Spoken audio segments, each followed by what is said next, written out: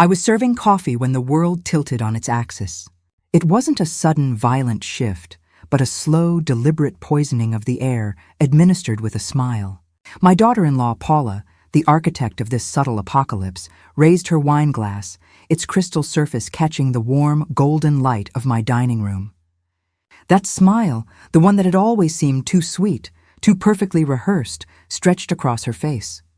It was the smile of a predator that had finally cornered its prey. "I have a wonderful surprise for my mother-in-law," she announced, her voice a syrupy melody that made the fine hairs on my arms stand on end. Everyone at the table, our neighbors, her parents, a few old friends, turned to look at me, their faces expectant. My son, my Armando, stood beside her, his own smile a proud, boyish reflection of hers. He looked like a child who had just presented his mother with a macaroni necklace, utterly convinced of its priceless value. Paula's eyes locked onto mine, a triumphant glint in their depths. "Armando and I sold our apartment," she declared, letting the words hang in the air for a moment. A ripple of polite murmurs went around the table. "And," she continued, her voice rising with manufactured excitement, "we're moving into Mom's house tomorrow." The announcement landed like a physical blow. The air rushed from my lungs. For a dizzying second, the sounds around me became distorted, the clinking of cutlery, the soft music from the living room, all of it warped into a chaotic hum. My son, my Armando, was beaming, his hand resting on Paula's back, a silent, solid endorsement of this coup.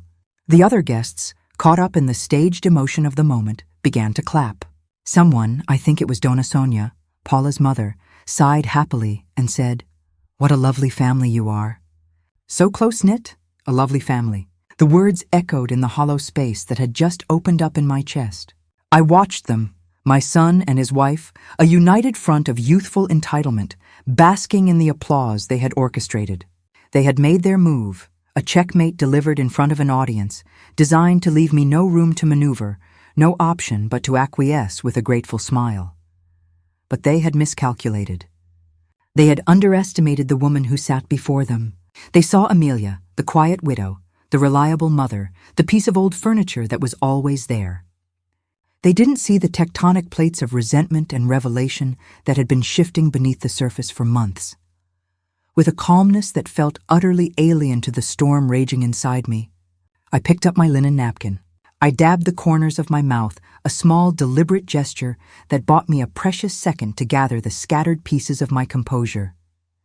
I met Paula's triumphant gaze, and then my son's, and I replied with a voice that came out steadier, clearer, and colder than I could have ever expected. "That's perfect."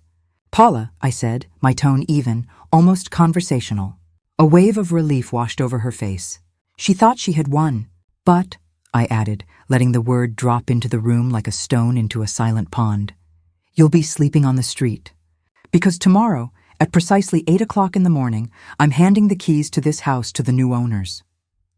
The silence that followed was not merely an absence of sound. It was a tangible entity, a thick, suffocating blanket that smothered the entire room. You could have cut it with a dessert fork. Paula's perfectly sculpted smile froze, then shattered. Her wine glass slipped from her fingers, crashing onto her plate with a sound that was shockingly loud in the sudden void. Red wine, like blood, splattered across the pristine white tablecloth. Armando's face, just moments before flushed with pride, turned a ghastly shade of pale. He stared at me, his mouth agape, his eyes wide with a mixture of disbelief and horror. The guests, our friends and neighbors, suddenly found their dinner plates to be the most fascinating objects in the universe. Heads bowed, eyes downcast, no one dared to breathe, no one dared to look at me, and I simply raised my coffee cup to my lips, took another slow sip of the dark, bitter brew, and watched their carefully constructed world fall apart. Because after 65 years in this world, after raising that son alone, after building this house with my own 2 hands and the sweat of years of relentless work, I had finally learned something profound. Silence, when wielded at the exact right moment, can be the most powerful, most devastating weapon of all. But to understand how we arrived at that frozen tableau, that single life-altering instant that split my existence in 2, I have to go back. I have to unravel the threads of the past and show you who I was before I became the woman who could leave her own family speechless with just a few quiet words. My name is Amelia Gonzalez. I am 65 years old, and for most of my life, I was invisible. I don't mean it in a literal, fantastical sense. Of course, people saw me. They saw a woman of a certain age, with salt and pepper hair usually tied back in a practical bun, with hands that were more accustomed to gardening gloves and dish soap than to manicures. People on the street would nod and say hello. The mailman knew my name. Armando, my son, called me Mom, but no one truly looked at me. No one saw the woman behind the role. No one bothered to ask what Amelia felt, what Amelia needed, what Amelia dreamed of when she lay awake in the quiet hours of the night. I was simply Mom. The constant, the given, the one who was always there, the one who would always be there. I was like an old, reliable piece of furniture in the corner of the room, sturdy, functional, but ultimately overlooked. I was a shadow that moves when you move, that stretches and shrinks with the light, but never, ever has a light of its own. My world shrank considerably 12 years ago when my husband, Roberto, died. It happened on a random Tuesday, the kind of unremarkable day that you never think will hold any significance. He was out in the yard, watering the hydrangeas he loved so much, their big blue heads heavy with bloom. A massive heart attack, the doctors said later. Swift, merciless. He fell among the flowers he had so tenderly cultivated. By the time I found him, his face peaceful against a pillow of vibrant blue petals, there was nothing to be done. I remember the first coherent thought that pierced through the thick fog of shock and grief was, now I am completely, utterly alone. Armando had been married for 3 years by then. He was absorbed in his own life, as he should be.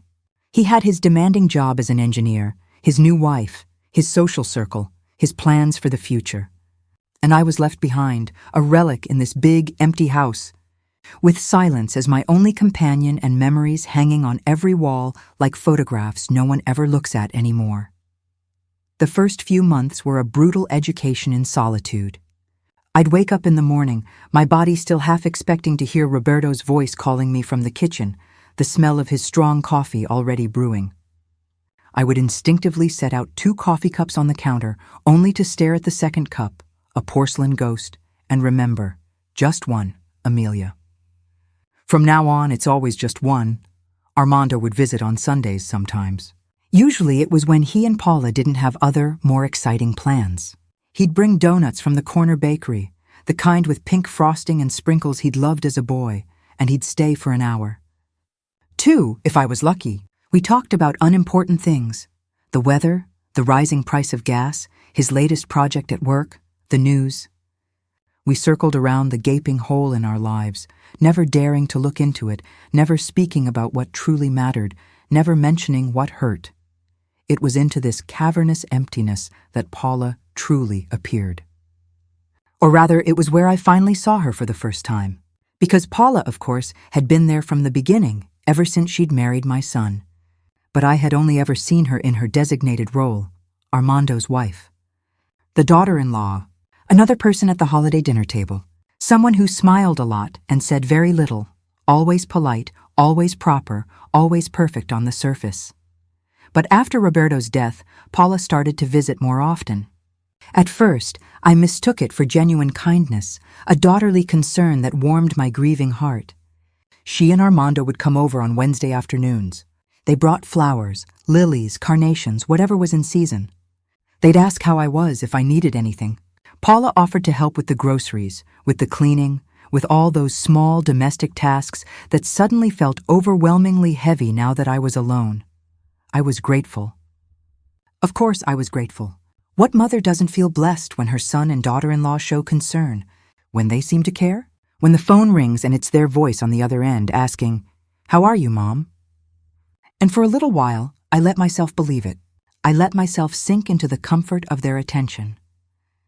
It took me months, far too many months, to realize that Paula's questions always led somewhere.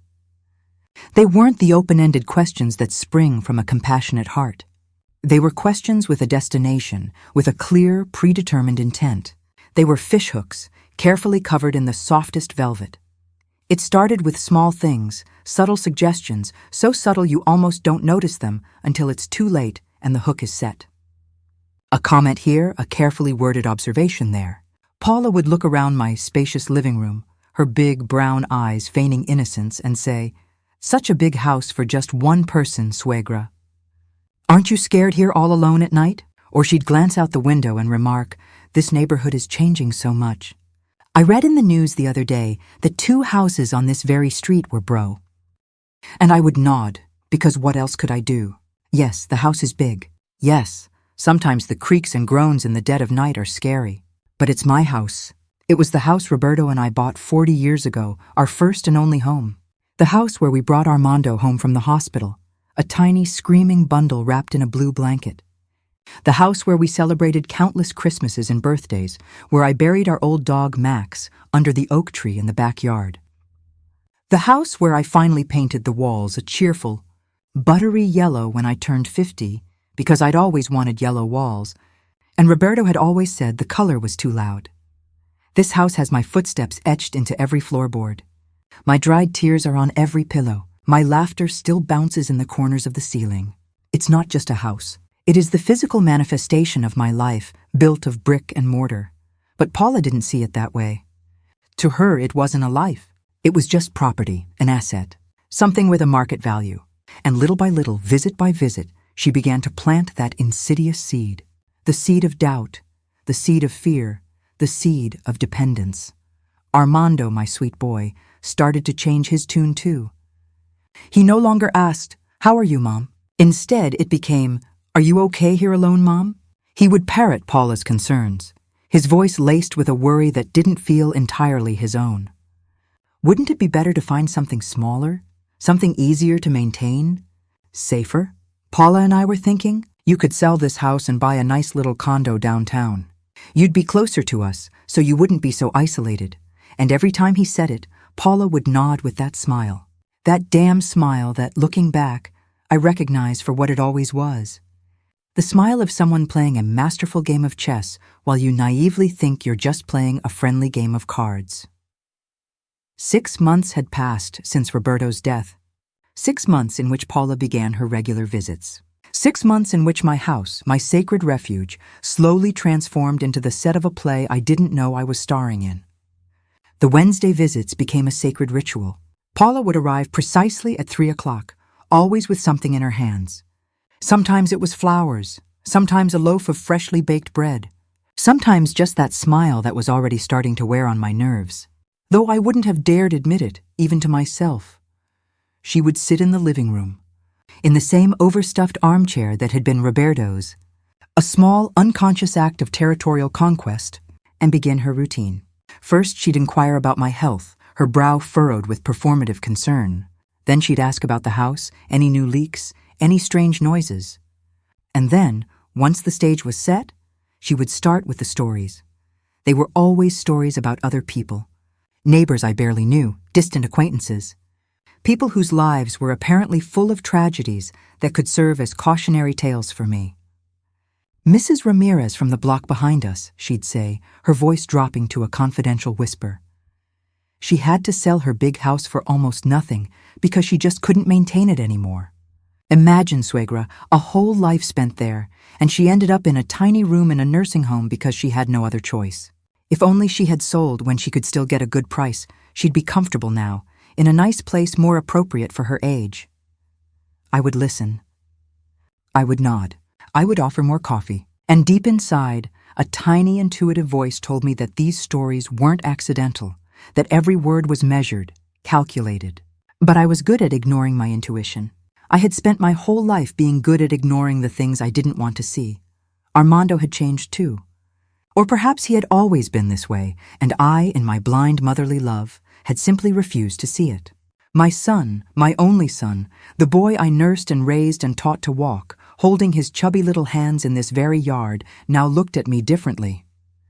He no longer saw his mother. He saw a problem that needed solving. He saw a responsibility that was beginning to weigh him down. When he came alone, which was happening less and less frequently, the conversation inevitably turned to money. "Mom," he'd say, leaning forward with an air of manufactured seriousness, I've been thinking about your finances. This house must cost a fortune in maintenance. The yard work, the heating bill in the winter, the roof that needs repairs. You could be using that money for yourself, to enjoy your life, to travel, to live better. Travel. That word was repeated a lot in those days. Paula used it like a glistening lure on a fishing line. Imagine, suegra, if you sell this house, you could finally see Europe. Or you could visit your sister in California. How long has it been since you saw Lena? 10 years, right? With the money from the sale, you could go whenever you wanted. And it sounded good. Of course, it sounded good. Who wouldn't want to travel? Who wouldn't want to see their sister after a decade? Who wouldn't want to be free from the weight of a big, old house that sometimes, in the suffocating quiet of the nights, felt more like a prison than a home? But there was something they didn't understand. Or perhaps they did understand and simply didn't care. This house wasn't just walls and a roof. It was the only tangible thing I had left of Roberto. It was the physical proof that my life, our life together, had meant something. That we had built something solid, something real. Something that couldn't just be erased because it had become inconvenient for someone else. The first time they mentioned concrete numbers was on a Sunday.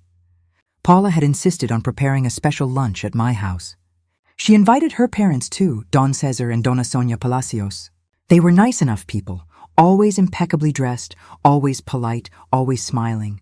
That day, Paula served roasted lamb, my favorite dish. I should have known then. When someone makes you your favorite dish for no apparent reason, they want something from you. After dessert, when we were all relaxed and satisfied, sinking into our chairs in a post-meal haze, Paula brought up the subject. Her tone as casual as if she were commenting on the weather. Suegra, Armando, and I have been looking at some condos online.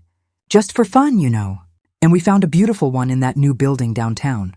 2 bedrooms, a terrace with a view, 24-hour security, a gym, an event room. It has everything. And it only costs $250,000. I sipped my coffee, the bitter liquid a sharp contrast to the sweetness of her words. I smiled politely. How nice, I said. You'll love it. If you save up, you'll have it soon, Paula laughed. It was a laugh that sounded like tiny silver bells, but it left a bitter echo in the air. Oh, suegra, we can't save $250,000. With Armando's salary and my part-time income, we can barely cover our current rent and expenses. But we were thinking, your house, it's worth at least $400,000. You could sell it, buy yourself something small and comfortable for, say, $150,000, and you could use the rest to help Armando and me buy that apartment. We'd all win. You'd have something more manageable and modern, and we'd finally have an asset, something to build our future on. The silence that followed was thick and uncomfortable. Don Cesar cleared his throat and suddenly became very interested in a loose thread on his sweater. Dona Sonia focused intently on stirring her empty coffee cup. Armando stared at his plate as if it held the secrets to the universe. And Paula watched me with those big, expectant eyes, waiting for me to say yes, waiting for me to agree that of course that's what mothers are for, to sacrifice themselves one more time. But I said nothing. I just smiled and murmured that I would think about it, that it was a big decision, that I needed time. Paula's lips tightened into a thin line. Armando nodded quickly, too quickly, and changed the subject to football. But the poison had been injected. The idea was no longer a vague suggestion. It was a concrete proposal, laid out on the table amidst the dessert plates and coffee cups. And they knew I had heard it. They knew it had taken root. The following weeks were a systematic campaign of gentle, relentless pressure. Paula started coming by more often, bringing brochures for condos, printouts from real estate websites, glossy photos of small, bright places overlooking manicured parks. Look at this one, suegra. It has a gorgeous open-plan kitchen. And this one has central heating. You wouldn't have to worry about a thing. Maintenance services included. It's like living in a luxury hotel. Armando's calls became more frequent, shifting from once a week to every other day. Mom, we saw another condo today. It would be perfect for you. It's on the first floor, so no stairs, and it even has a ramp for when you're older. It's close to the grocery store, close to the clinic, and close to us. You could walk to our place in 10 minutes. And I listened. I nodded. I said it all sounded very nice, that I would consider it. But inside, something was changing. Something was waking up. A small, frail voice that had been asleep for decades was beginning to whisper. A voice that said, "This isn't right. This isn't love. This is something else." But I wasn't ready to listen to it yet. I still wanted to believe that my son loved me, that my daughter-in-law cared about me. I wanted to believe that all of this was born from genuine concern, and that I was the ungrateful one for doubting them, the selfish one for clinging to a big, empty house when they, the young couple with their whole lives ahead of them, needed help. That's how manipulation works. It doesn't arrive shouting its name. It arrives whispering, disguised as love and concern. It makes you doubt your own perceptions. It makes you feel guilty for wanting to keep what is yours. It makes you believe that being a good mother means disappearing so your children can shine. And I was about to fall into that trap. I was about to sign my own sentence. Because one Thursday afternoon, after another visit from Paula that left my coffee table littered with brochures and dreams that were not my own, I picked up the phone. My hand was trembling as I dialed the number for a local real estate agent. I made an appointment for him to come and appraise the house. I hung up the phone and sat in the silent living room. I looked at the yellow walls, at the framed photos of Armando as a gap-toothed little boy, at the crystal vase Roberto had given me for our 20th anniversary. And for the first time in months I cried. I cried because I knew, with a certainty that chilled me to the bone, that I was about to make the biggest mistake of my life. But I still didn't know how to stop myself. The realtor, a man named Daniel Ruiz, arrived on a Tuesday morning. He was polished and professional, carrying a black leather briefcase that smelled of newness and ambition. He walked through my house with a notepad in his hand, his footsteps echoing in a way they never had before. He was measuring, assessing, scribbling notes, taking photos with his phone. I followed him in silence, feeling like an intruder in my own home, as if it no longer belonged to me, as if the simple act of making that call had started an irreversible process of dispossession. The house is in excellent condition. Mrs. Gonzalez, he told me as he inspected the living room windows, testing their frames. Prime location, large yard, 3 bedrooms, 2 full baths. I estimate we can put it on the market for $420,000, maybe even $450,000 if we do some cosmetic upgrades, a fresh coat of paint, change the door handles, modernize the kitchen a bit. $420,000. The number was larger than Paula had mentioned, larger than I had imagined. For a moment, I allowed the number to float in my mind, to seduce me. I could buy a small, modern condo for $150,000, just as Paula had suggested. I'd be left with almost $300,000. I could help Armando with his apartment. I'd still have a comfortable sum left over for myself, to travel, to live without financial worries for the years I had left. It sounded reasonable. It sounded logical. It sounded like the right decision. So why did I feel like I was committing a profound act of self-betrayal? Why was every cell in my body screaming, "No, this is wrong. Once you sign those papers, there will be no going back"? I told Daniel Ruiz I would think about it, that I would call him in a few days. He left me his card, embossed with a gold logo, and departed with a professional smile.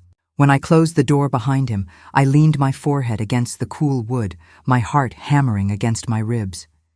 I had crossed a line. I had taken the first real step towards surrender. That night, as if on cue, Armando called. It was as if Paula had some kind of special radar that detected my moments of weakness. "Mom, how are you? You've seemed a bit off lately. Are you eating well? Are you sleeping okay? Paula is worried about you. She says you look tired." "I'm fine, Armando. Just thinking about things." "What things, Mom?" he asked, his voice laced with practiced concern. "About the house.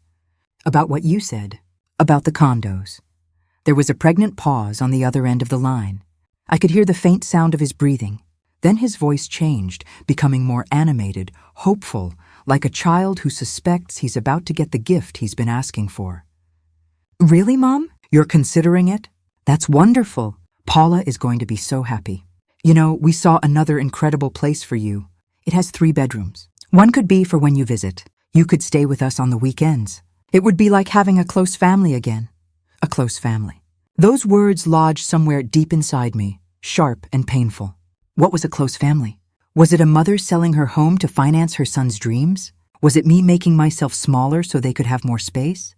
Was it me disappearing little by little, until I was nothing more than the grandmother who visits on weekends, if there's room, and if she's not too much trouble.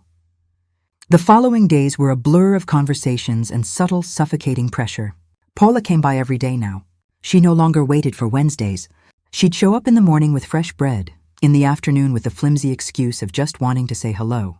She always had something new to show me, another brochure, another listing, another reason why selling was the best. The only option. Look, suegra, she'd say, spreading photos of a condo on the 5th floor across my kitchen table. Small but so cozy. It has a balcony, a gym in the building, and the best part, it's on sale. $135,000. You'd save $15,000 from what we originally thought. You could keep that extra money for emergencies, and there was always more. Paula had calculated everything. The maintenance costs I would save, the lower property taxes of a condo versus a house, the security of living in a building with a doorman, the convenience of not having to worry about mowing the lawn, fixing the roof, or dealing with old rattling pipes.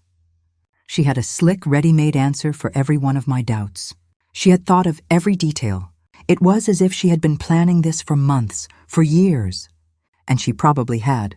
Probably from the moment Roberto died, and I was left alone in this big house, Paula had seen not a grieving widow, but an opportunity, an untapped asset, a vulnerable mother-in-law who could be convinced, molded, and directed towards her own goals.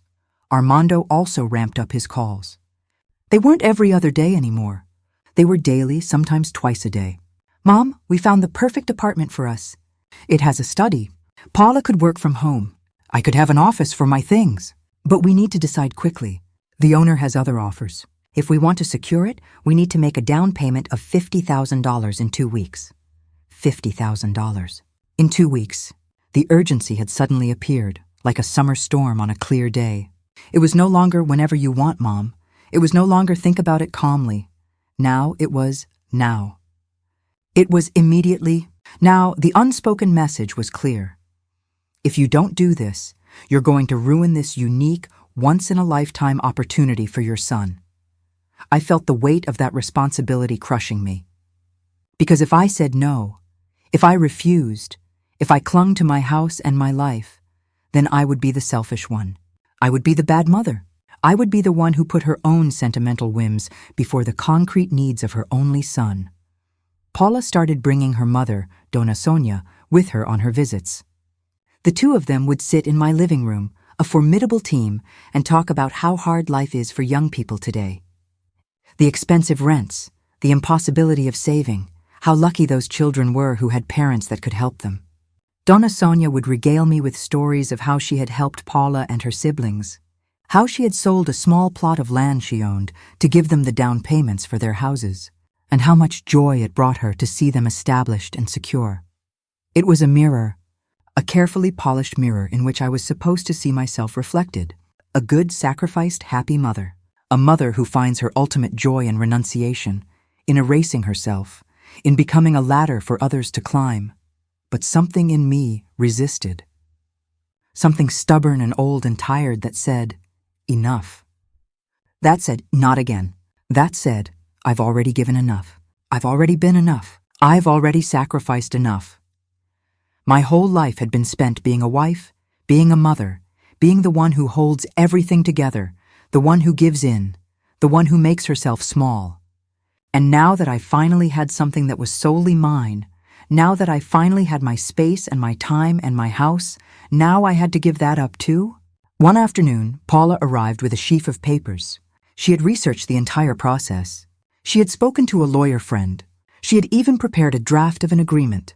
Look, suegra, it's very simple, she said, spreading the documents across my table. You sell the house, we help you find your condo, and you lend us $250,000 for our apartment. We'll call it a loan, so everything is legal. We'll pay you back in 10 years. $25,000 a year. It's totally fair. We all win. Loan. The word sounded so official, so safe. But I wasn't stupid. I knew what lending money to family meant. It meant never seeing it again. It meant that every time I might have to ask about it, I would be the stingy one, the one who collects, the one who doesn't understand that family is family and money shouldn't matter between family. I looked at the papers Paula had spread across my dining table. I looked at her expectant, smiling face. I looked out the window at the yard where Roberto had fallen among the hydrangeas, and for the first time in weeks I felt a flicker of clarity. I felt a surge of anger. I felt something inside me say, with a force that surprised me, "No more." But I still didn't say it out loud. I still smiled and said I would review the papers calmly, that I needed time.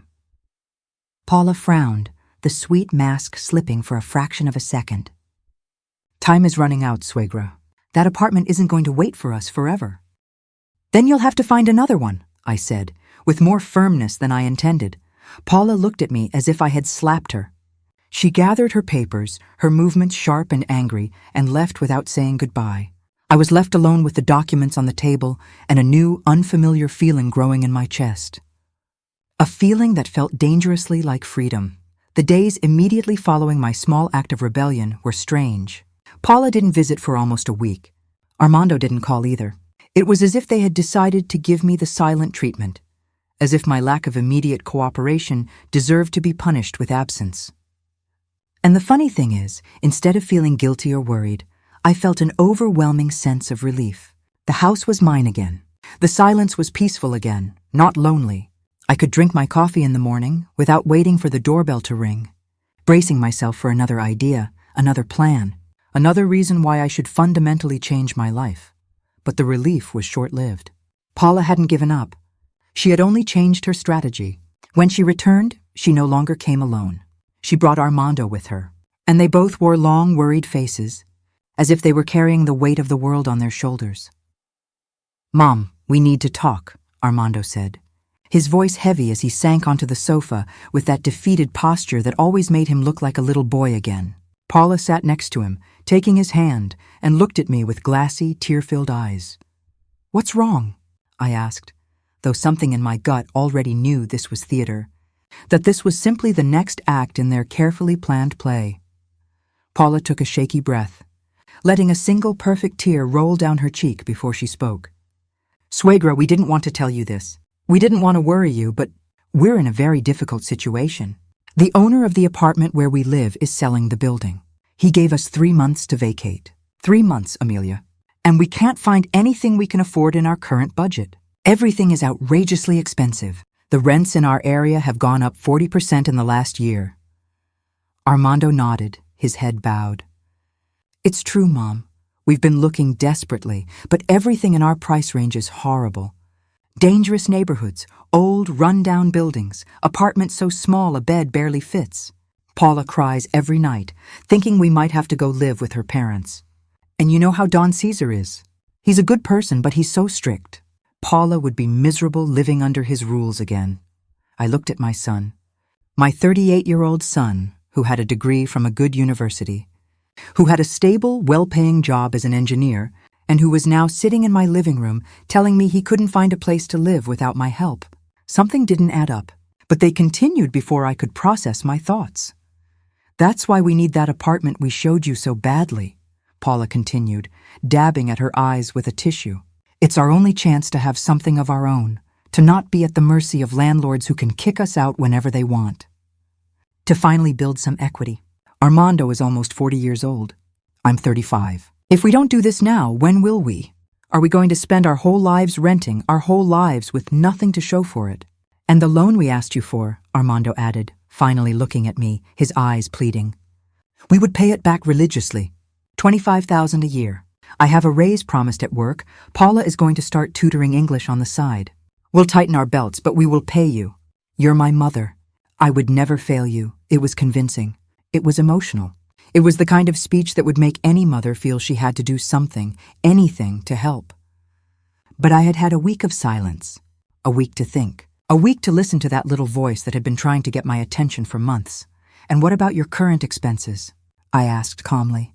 "If you can barely afford your current rent, how are you going to pay the mortgage on a new apartment, plus the HOA fees, plus the utilities? A $250,000 apartment with a normal mortgage requires monthly payments of at least $3,000. Can you afford that?" Paula and Armando looked at each other.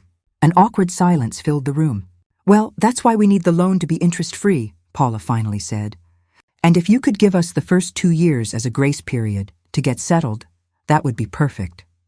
That way we could get organized financially. Ah, there it was. The interest-free loan with a 2-year grace period, which meant that for 2 years they wouldn't pay me a single cent.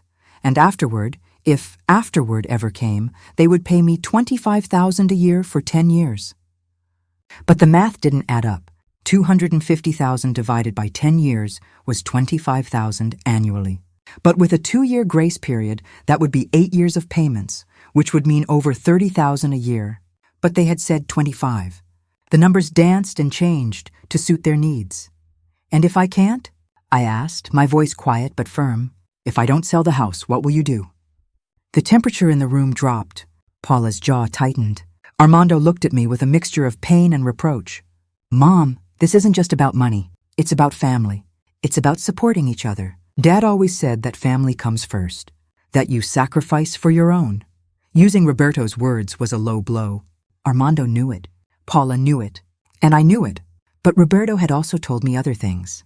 He had told me to take care of myself, to not let anyone make me feel small, that my happiness mattered too. But Armando didn't mention those words, only the ones that suited him. I'll think about it, I said finally. Give me time. We don't have much time, Paula replied, her tone no longer soft and pleading. The apartment is going to sell, and our lease ends in 3 months. We need an answer in 2 weeks, Max. 2 weeks. The rush again. The pressure again. The fabricated urgency designed to force me into making an emotional decision instead of a rational one. They left soon after.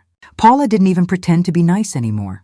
Armando kissed my forehead, but it was a cold, mechanical kiss, like someone fulfilling a distasteful obligation. I watched them leave from the window, and something inside me broke. Or maybe, just maybe, it pieced itself back together. It's hard to tell the difference sometimes. That night, sleep was a stranger. I tossed and turned, my mind a churning vortex of thoughts and memories. I thought about the years I had worked to help buy this house. Roberto and I, both working double shifts. Me, on my hands and knees, cleaning other people's houses so we could make the down payment. Living on the bare minimum for years to pay the mortgage. 25 years of payments until it was finally blessedly ours. Completely ours. No one could take it from us. It was our reward for so much effort, our legacy, my security. And now I was supposed to just hand it over, turn it into cash to fund the dreams of my son and his wife. The math was clear. I lost space, security, history, and equity. They gained everything. But something else was bothering me, a nagging inconsistency that wouldn't let me rest. During their visits over the last few months, I had noticed things, small details, that didn't fit with their story of dire financial hardship. Paula always wore new clothes, stylish and expensive. Armando had traded in his car last year for a newer, sportier model. They went out to dinner frequently, according to the photos they posted on social media, which I checked sometimes, though I was embarrassed to admit it. They had just gone on a week-long vacation to the beach 3 months ago. Pictures from fancy restaurants, beautiful hotels, cocktails with little paper umbrellas. And yet, they couldn't save for an apartment. They couldn't afford a decent rent. They desperately needed my help, or they'd end up on the street. Something didn't add up. Something smelled profoundly wrong. And for the first time, I was finally allowing myself to smell the rot instead of politely ignoring it. The next morning, I did something I hadn't done in a very long time. I called my sister, Lena, in California. We hadn't really talked in years. Short, perfunctory calls at Christmas, birthday texts, but nothing substantial. I told her everything. Every detail, every manipulative tactic, every piece of pressure disguised as family love. Lena listened in silence. When I finally finished, my voice hoarse, she let out a long, deep sigh that crackled over the phone line. Amelia, she told me, with that no-nonsense firmness she always had, they are using you. What you're describing isn't love. It's exploitation. And if you sell that house, you will regret it for the rest of your life. That house is your security. It's your independence. Once you hand it over to them, you'll be completely at their mercy. And believe me, the mercy of people like that is not a good place to be. Lena's words, using you, exploitation at their mercy, echoed in my head for days. They were harsh, brutal words. Words that hurt because they carried the unmistakable ring of truth. But there was still a small, stubborn part of me, the part that was still a mother above all else, that wanted to believe she was exaggerating. that I was being paranoid, that my son couldn't be that calculating, that this was all just a difficult situation where we were all trying to do our best. That final, fragile illusion shattered 2 days later when Paula showed up unannounced. It was 8 o'clock in the morning. I was still in my robe, savoring my first cup of coffee in the quiet kitchen. She rang the doorbell insistently, a series of short, sharp bursts, until I opened it. She breezed past me without waiting for an invitation, a thick folder clutched under her arm, and a glint of determination in her eyes that made me instinctively step back. "Suegra, we need to talk." "Seriously," she said, dropping the folder onto my kitchen table with a thud. "A week has passed. I need an answer. The owner of the apartment is pushing. There are 2 other couples interested. If we don't make the down payment this week, we lose it." "Paula, it's 8 o'clock in the morning. You haven't even said good morning." She looked at me as if I had said something utterly absurd. "I don't have time for formalities, Amelia. This is important. This is your son's future. Either you care or you don't. It's that simple." The use of my first name instead of Suegra hit me like a splash of cold water. The pretense of affection was gone. The mask of the sweet, respectful daughter-in-law had been ripped off. This was the real Paula. The Paula who had been hiding beneath the smiles and the pastries and the kind visits. She opened the folder. It was filled with papers, forms, contracts, all of it already filled out with my information, my name, my address, the details of my house. Only my signature was missing. She had prepared everything. She had assumed I would say yes, that I would eventually give in. That a good mother always gives in. "I already spoke to Daniel Ruiz," she continued, tapping a document with a perfectly manicured nail. "He's ready to put the house on the market today if we sign these papers. I also found the perfect condo for you, $120,000. It's even cheaper than we thought. You'll save another $15,000. That extra money, you could give it to us for furniture for the new apartment. We'll need to furnish 3 bedrooms from scratch. $120,000. They had lowered the price of my future life again, and now they wanted money for furniture too. The demand was growing. The piece of my life they wanted was getting bigger with every conversation. "Paula," I said, my voice dangerously calm, "I am not signing anything today. I need time. I need to think. I need to consult with my own lawyer." "Why do you need a lawyer?" "I already consulted with one. Everything is in order. Everything is legal. Just sign and we can move forward. It's my house. It's my decision. And I will not be pressured." Paula slammed the folder shut. The sound echoed in the kitchen like a gunshot. She looked at me with a coldness that chilled my blood. "You know what your problem is, Amelia?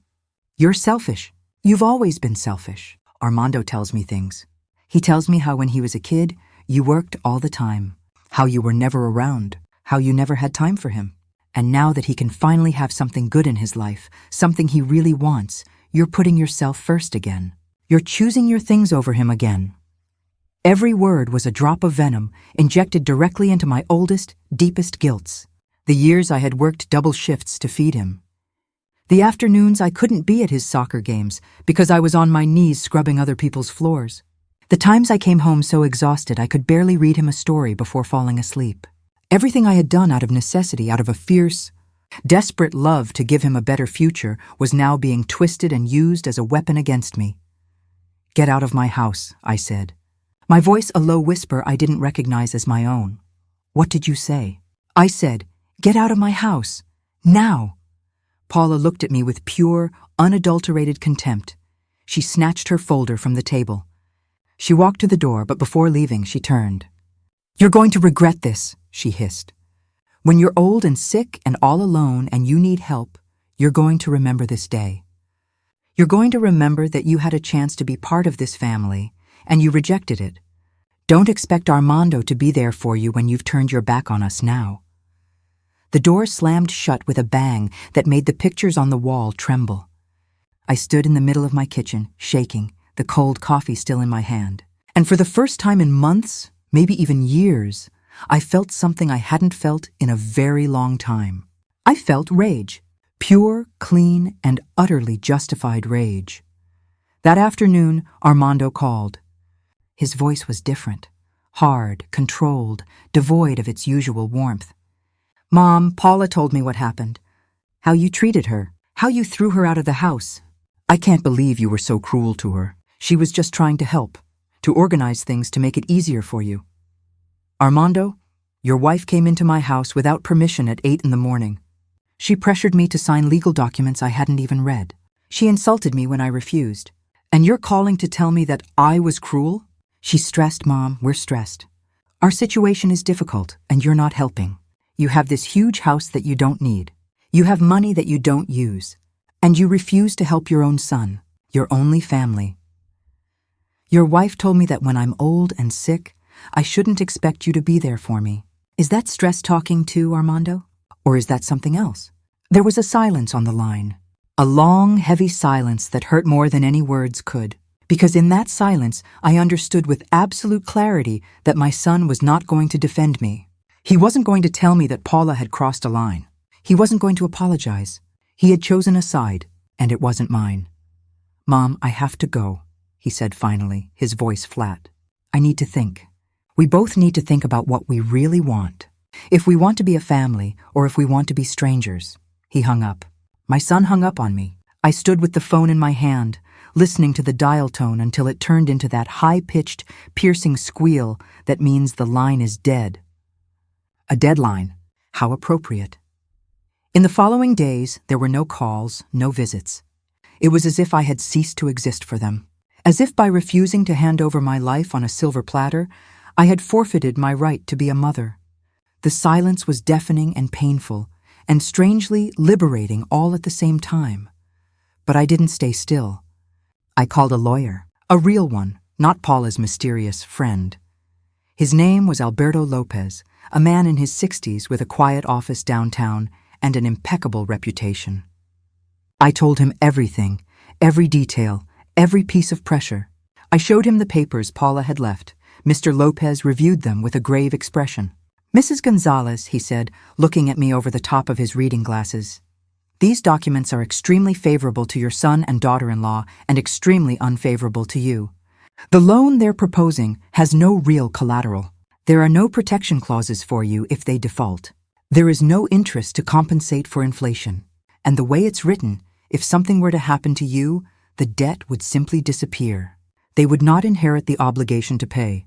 So if I die, they get to keep everything and owe nothing. Exactly. Furthermore, I've seen cases like this countless times. Family loans that are never repaid. Children who promise the world and then find excuses. One year it's the bad economy, the next it's a health problem, the next they've had a baby and need the money for the child. And the mother never sees her money again. But she also can't pressure them because it's family. Because what will people say? Because a good mother doesn't charge her children interest. I leaned back in the plush leather chair, feeling the crushing weight of the truth. Everything I had sensed, everything Lena had told me, was being confirmed by a professional. I wasn't crazy. I wasn't being selfish. I was being prudent. I was protecting the little I had left. What do you recommend? I asked, my voice barely a whisper. That you don't sell, he said without a moment's hesitation. That you don't sign anything. That you keep your house. It is your security, your asset, your home. Once you lose it, it will be very difficult to regain that level of stability. And if you truly want to help your son, there are other ways, ways that don't leave you vulnerable.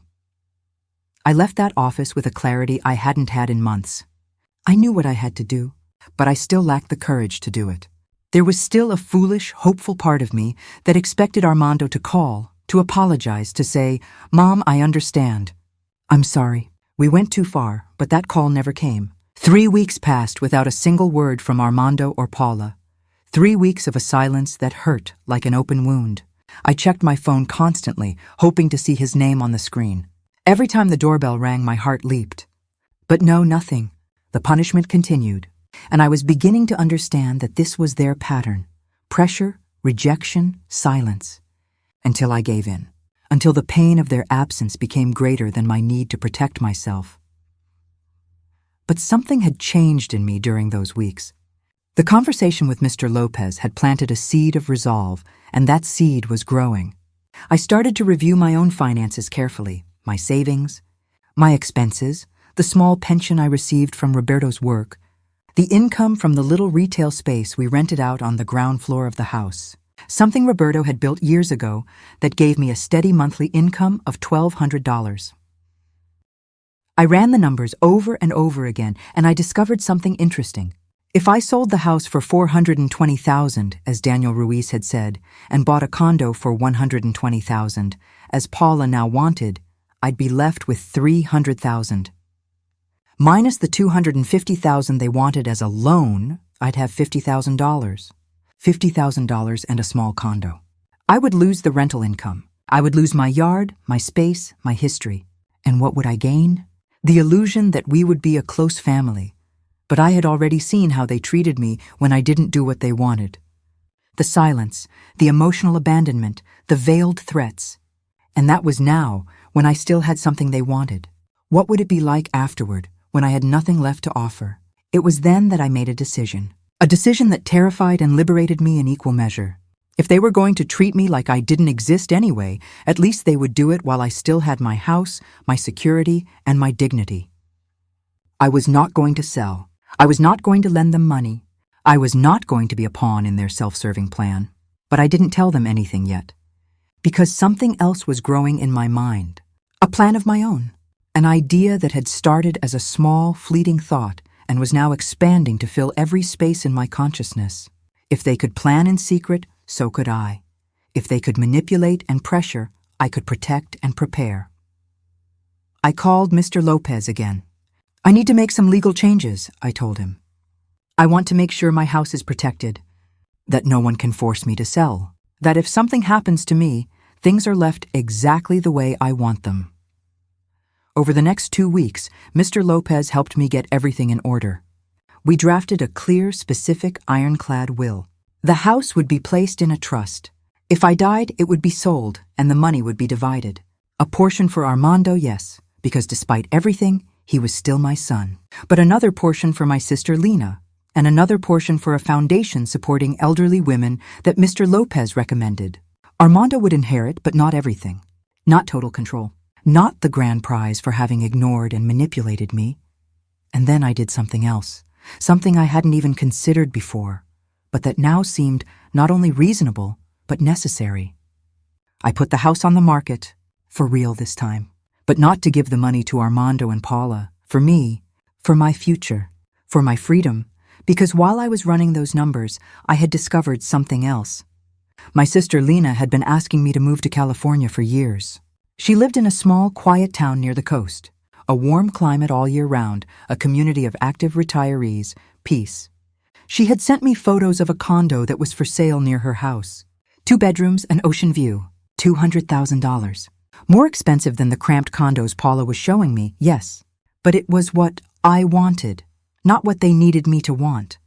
If I sold my house for $430,000, bought the condo for $200,000, I'd be left with $230,000, more than enough to live comfortably for the rest of my days, to travel, to help Lena if she needed it, to be generous when I wanted to be, not when I was forced to be, to live near someone who actually loved me, who called me just to ask how I was, with no strings attached. The idea was terrifying. Leaving the city where I had lived my entire life, leaving the house where I had buried Roberto's ashes in the garden, under the hydrangea bushes, leaving the memories. But it was also exhilarating. Starting over at 65, why not? Who said life had to end at this age? Who had decided I had to stay put, waiting for my son to deign to visit me when it was convenient for him? Daniel Ruiz came to the house again. This time I was sure. This time it was my decision. Put it on the market, I told him. But I want total discretion. No for sale sign out front. I don't want anyone to know until it's sold. I understand perfectly, Mrs. Gonzalez. I have private buyers looking for exactly this type of property. We can handle everything with absolute confidentiality. The next few days were strange, living in a state of suspended animation. I knew what was coming. I knew that eventually Armando and Paula would be back. The silence wasn't sustainable for them. They needed something from me. And when people need something, they always come back. It was only a matter of time. That time came on a Thursday afternoon. Armando showed up at my door alone. He looked tired, worn out. He had dark circles under his eyes. He had lost weight. For a treacherous moment, my mother's heart softened. My boy, my son. He looked so vulnerable, so defeated. "Mom," he said, his voice cracking. Can we talk? Please. I let him in. I made coffee. We sat in the living room in the same spots we had occupied so many times before. But this time, there was a vast, silent distance between us, an invisible but deep crack in the foundation of our relationship. Mom, I'm sorry, he began. I've been an idiot. Paula, she's been very insistent. And I let her pressure me. I let her pressure you. It wasn't right, I know that. But the thing is, we're desperate. We really are. The owner of the apartment where we live just raised our rent. $500 more a month. We can't afford it, and we can't find anything cheaper. The prices are impossible. I listened. I said nothing. I just listened, because now I knew how to listen differently. I knew how to detect the subtle notes of manipulation, even when they were wrapped in the guise of an apology.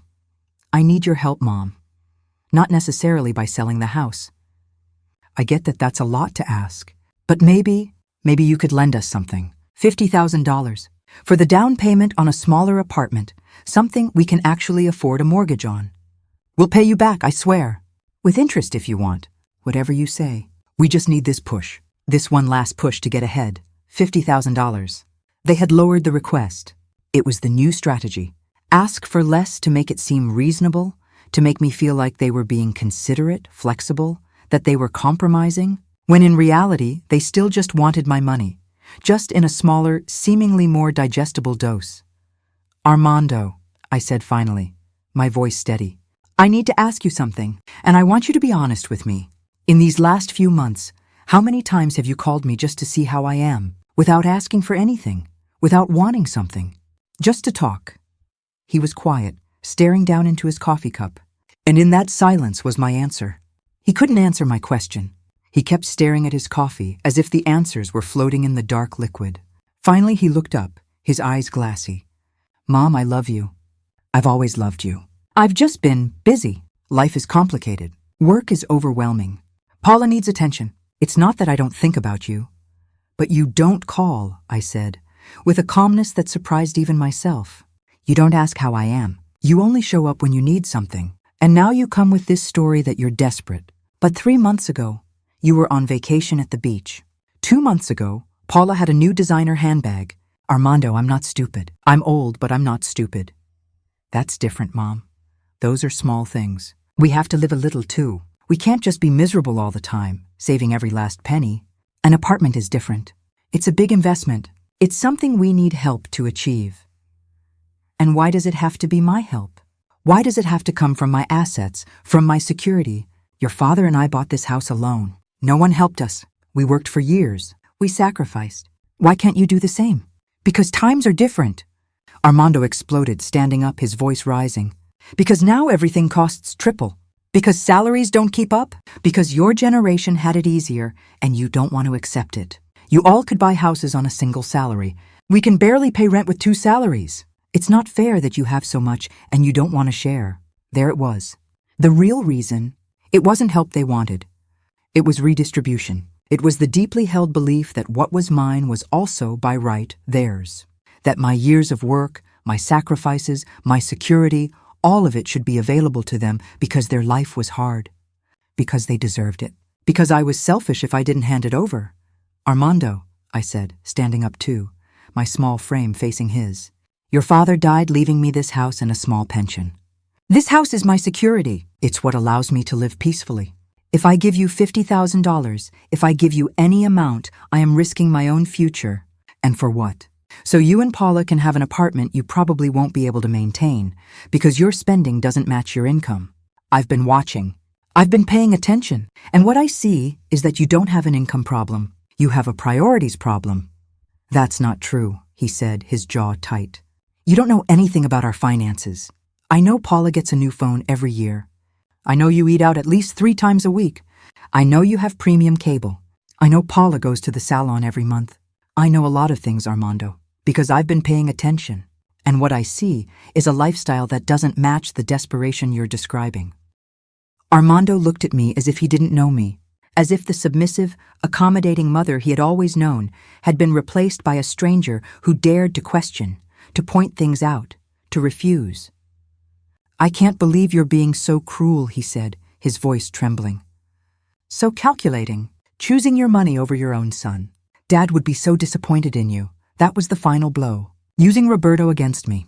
But this time it didn't work. This time I knew better. Your father, I said, my voice firm as steel, taught me to value myself. He told me 1,000 times not to let anyone make me feel small, to take care of myself. He would be proud that I'm finally listening to his advice. Armando grabbed his jacket. He walked to the door. Before leaving, he turned. Fine, Mom, keep your house. Keep your money. But don't expect me to be available when you need me. Don't expect calls. Don't expect visits. If you want to be alone, you're going to be alone. And he left. My son left, leaving that threat hanging in the air like toxic smoke. I closed the door behind him and something inside me finally broke. I cried. I cried like I hadn't cried since Roberto's death. I cried for the son I had lost, or maybe for the son I had never really had. I cried for the illusion of family that had crumbled into dust. But among the tears, there was something else. Relief, clarity, freedom. Because I didn't have to pretend anymore. I didn't have to carry the guilt of disappointing someone who only valued me for what I could give them. That night, I called Lena. I told her everything. She listened, and when I finished, she said something I will never forget. Amelia, sometimes losing someone who didn't value you is actually gaining yourself. Come to California. Start over. There are people here who truly love you. No conditions, no agendas, and in that moment, I made the final decision. I would call Daniel Ruiz tomorrow. I would fast-track the sale of the house. I would move to California. I would live my final years near someone who actually loved me, who called me just to hear my voice, who needed nothing from me except my presence. 2 weeks later, Daniel Ruiz called, his voice buzzing with excitement. I have an offer, Mrs. Gonzalez. A young couple, both professionals. They love the house and want to start their family here. They're offering $430,000, cash, a 30-day close. It's an excellent offer. I accepted immediately. I didn't think twice. We signed the agreement that same afternoon. The house was sold. My new life was beginning, and Armando knew nothing. Paula knew nothing, because they didn't need to know. They were no longer part of my decisions. Lena was ecstatic. She started the process of buying the condo she had shown me. It was still available. 2 bedrooms, ocean view, a quiet community full of people our age. We did a video call with the realtor, and I virtually toured every room. The wide balcony where I could drink my coffee every morning looking at the ocean. It was perfect. It was mine. It was my choice. Everything was falling into place. But there was still one loose end. Armando and Paula. I couldn't just disappear. Although a part of me desperately wanted to, just to leave and have them discover my absence by accident. But that wasn't my style, so I made a decision. I would tell them, but not in private, not where they could manipulate me or make me feel guilty. I would do it publicly. Officially, I would host a dinner, a farewell dinner. I sent them a simple text message. Dinner at my house on Saturday at 7 p.m. I have an important announcement to make. Please confirm if you will attend. Armando replied after 2 hours. We'll be there. Glad you're finally going to do the right thing, Mom. I read his message, and a small, sad smile touched my lips. He thought I had finally caved. He thought this dinner was my surrender. He had no idea how wrong he was. He had no idea that the woman who had raised him, the submissive, accommodating mother, had died sometime in these last few months. And in her place, someone new had been born. Someone who had finally learned that loving herself wasn't selfishness. It was survival. Saturday arrived faster than I expected. I spent the day preparing the dinner, my hands busy to quiet my racing mind.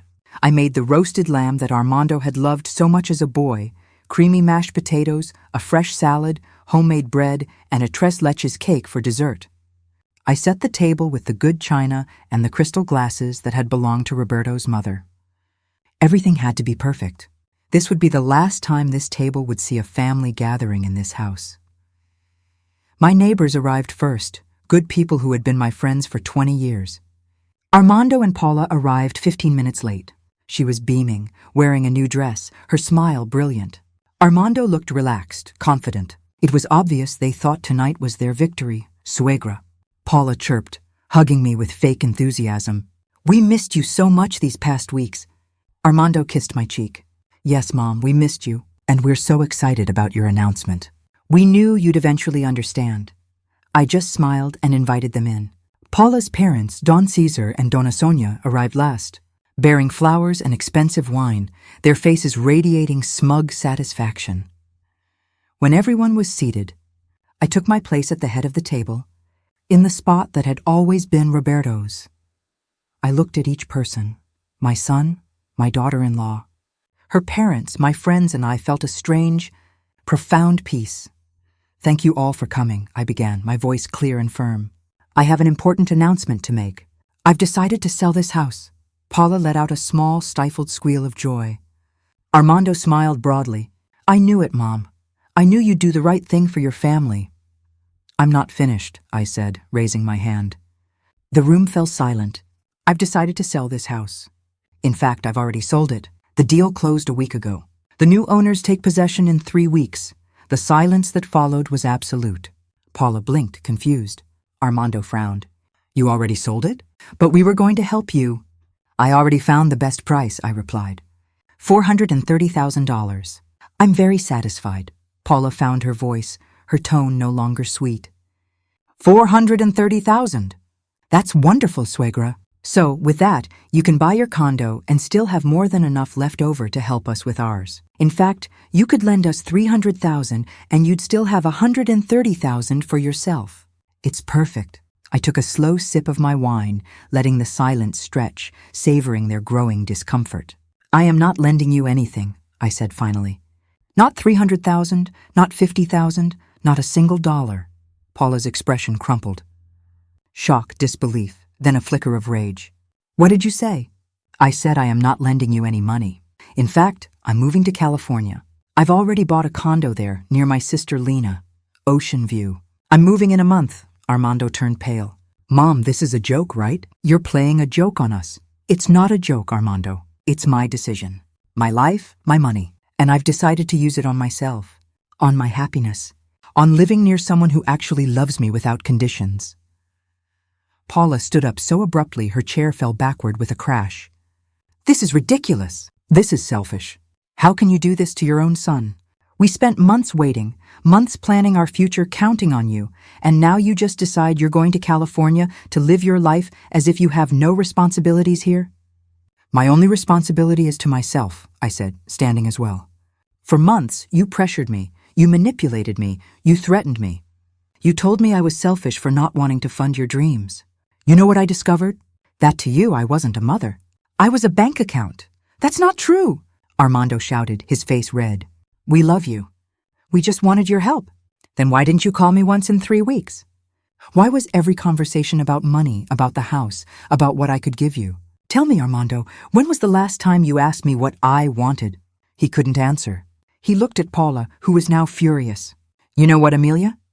Armando warned me his mother was selfish, that she only thought of herself.